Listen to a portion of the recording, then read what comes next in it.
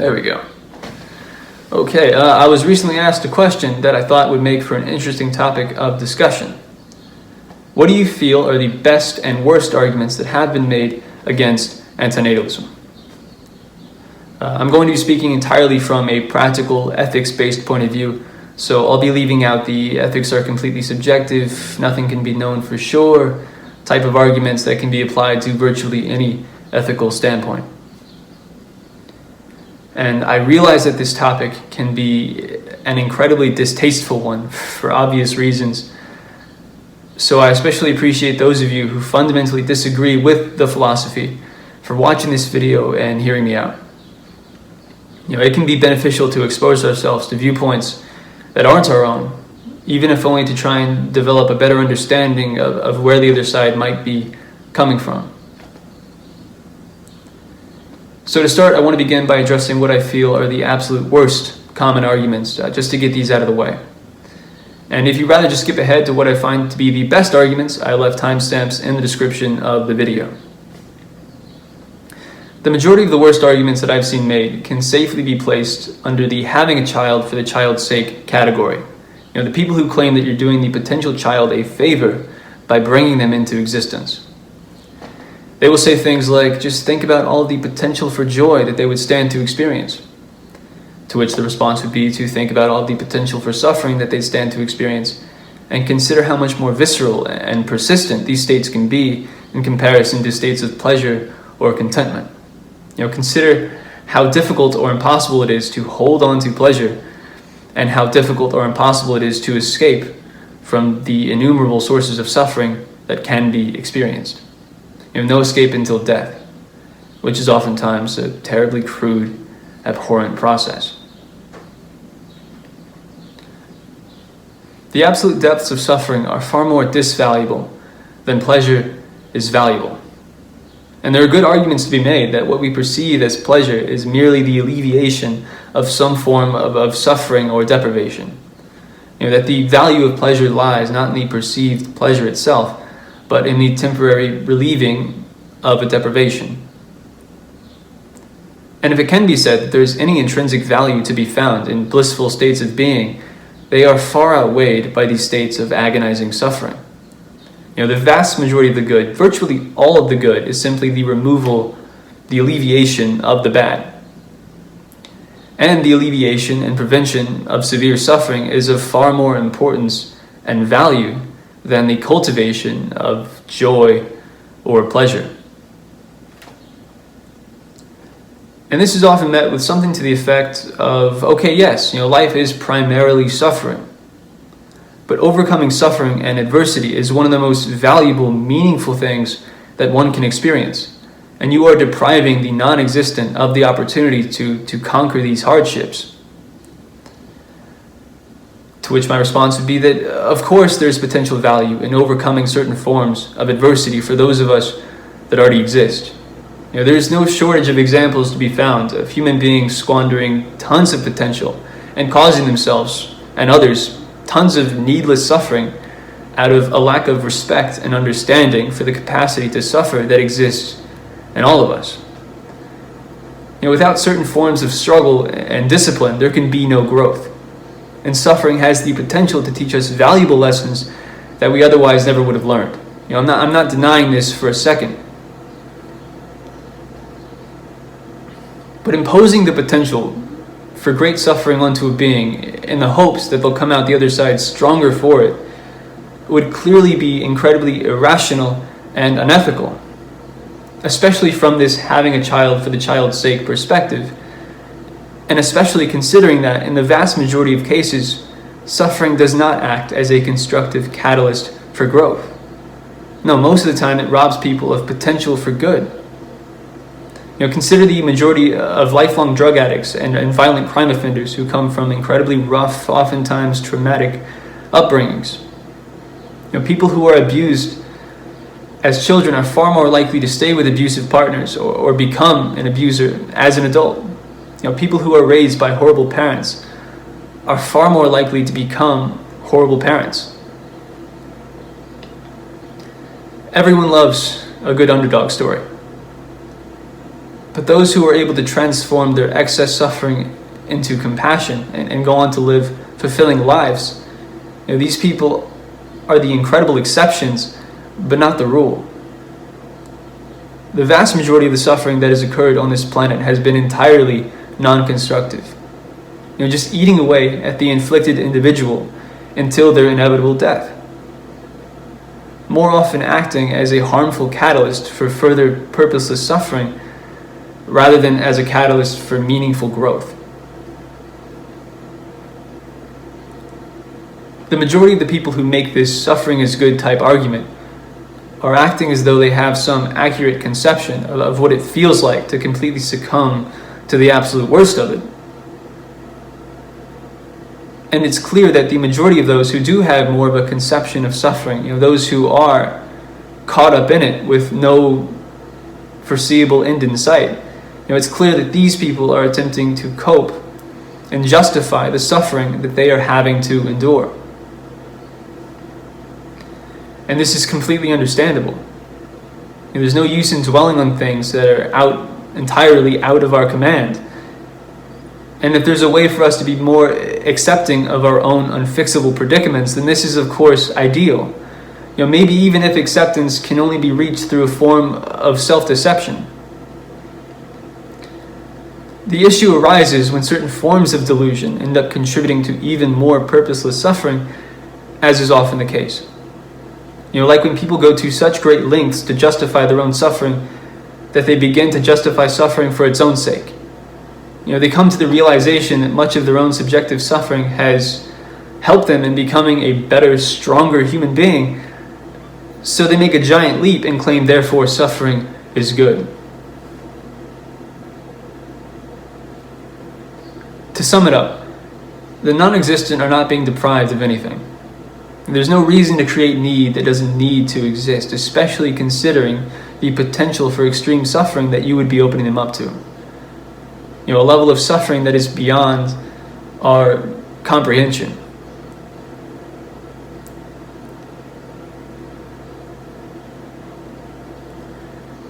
So if what has been argued is true, that there's no rational reason to create a person for the benefit of the person being created,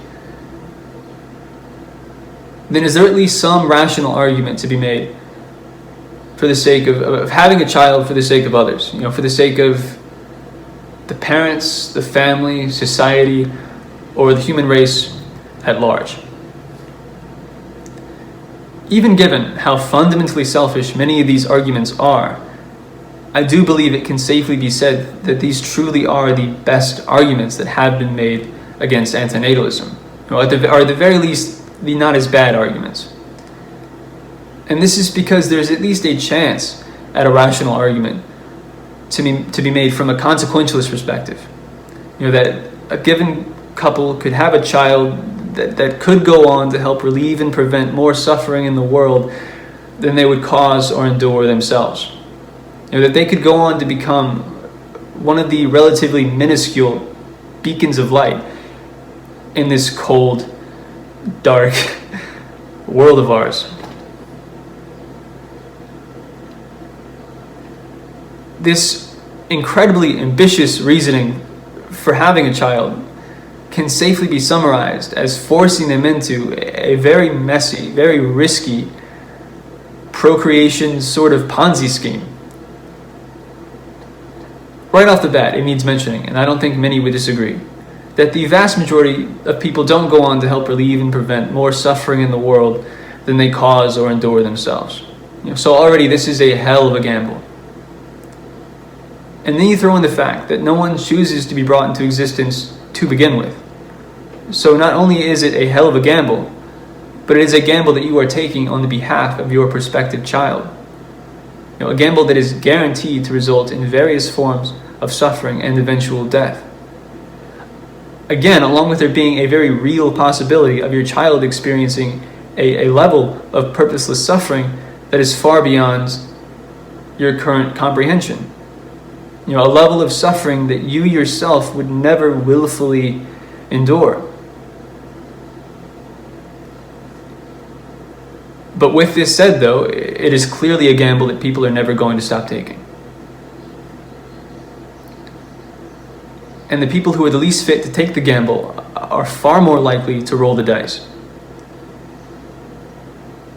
So I can at least more easily empathize with those who go into it with what they genuinely believe to be good intentions. The people who are apprehensive in regards to the colossal decision and treat the immense amount of responsibility of parenthood with the respect that it deserves. Contrast this with the masses of people who are unable to think far past their selfish desire for a complex sentient project/plaything, an extension of themselves that will share many of their same qualities and features. A special enough long-term project to finally fill the void inside of themselves, in the hopes that their child will unconditionally love them more than anyone else has ever loved them. And the people who have children in the hopes that they will go on to succeed where they have failed solely for the purpose of parading them around, as though their child's accomplishments will fall into their own lot of accomplishments or lack thereof by default. So they can go, look what I made. Look what I was able to mold together. Not bad, huh? And the people who have children in a sort of futile grasping at immortality, and the people who have children in the hopes that they will one day take care of them when they're older, and the people who have children in an attempt to come across as normal and well-adjusted, the list goes on. It's also worth mentioning that around half of all pregnancies in the United States are accidental pregnancies. Half, along with many other countries. And of this half, around half results in abortion or miscarriage, and the other half results in birth. And this is easy to empathize with as well.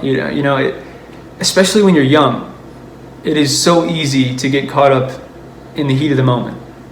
Not long ago, I had absolutely no respect for the causal nature of life.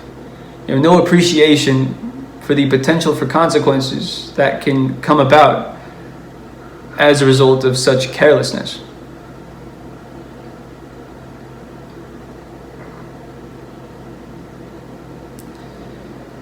I'm sure you've heard it countless times, but I will say it anyways. It's not worth it. The risk is not worth it at all. You are playing with some very dangerous fire. Your primate brain is lying to you. And I can try my best to articulate just how high the stakes are, but words can never do it justice. I can say things like, a few minutes of pleasure can cost someone a lifetime of pain. And as I say that, the weight of it isn't felt. It can't be. But it's absolutely true. A few minutes of pleasure can cost someone decades of severe pain. If you aren't ready to have a child, or you feel as though you never will be as careful as you possibly can.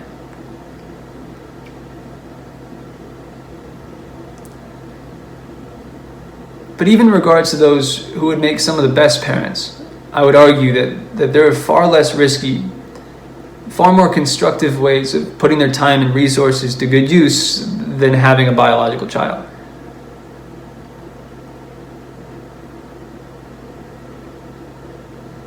There is an obscene amount of suffering and deprivation that already exists.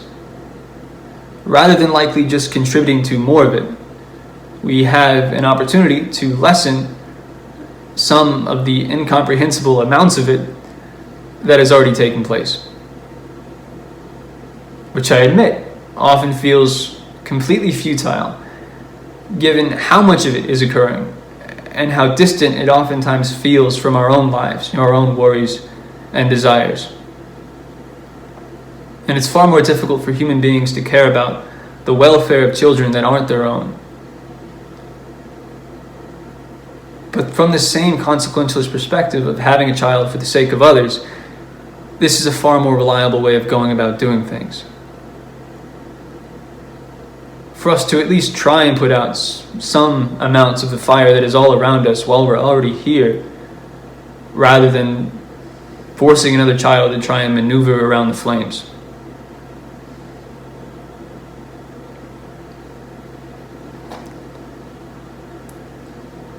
If you're someone who's already had a biological child, or you're someone who is so dead set on having one that there's nothing that anyone could possibly say to change your mind, let alone some random guy on the internet,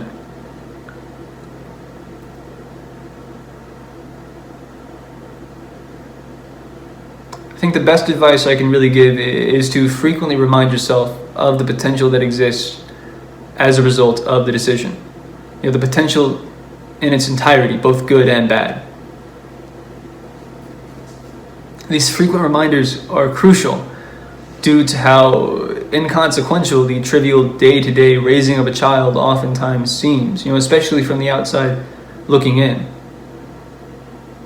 And due to this, it can be easy to frequently lose sight of just how difficult and significant the task of raising a child really is.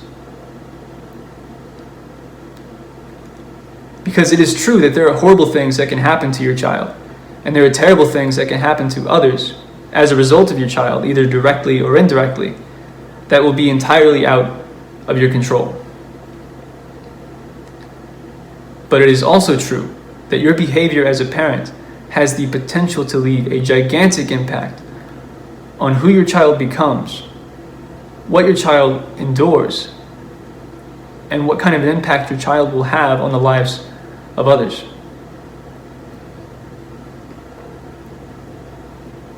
And in this sense, having a child is by far the most significant thing that most people will ever do with their lives. By far the most, the biggest commitment that they will ever take on. This responsibility should not be taken anywhere near as lightly as it oftentimes is.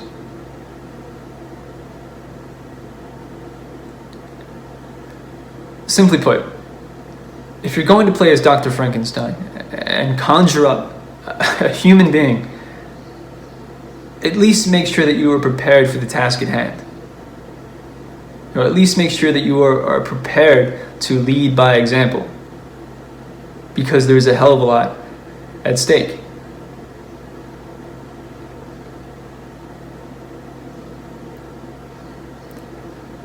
If there's anything you'd like to add, feel free to leave a comment below. Hopefully we can get some good constructive discussions going. Thank you all for watching, and I'll catch you in the next one.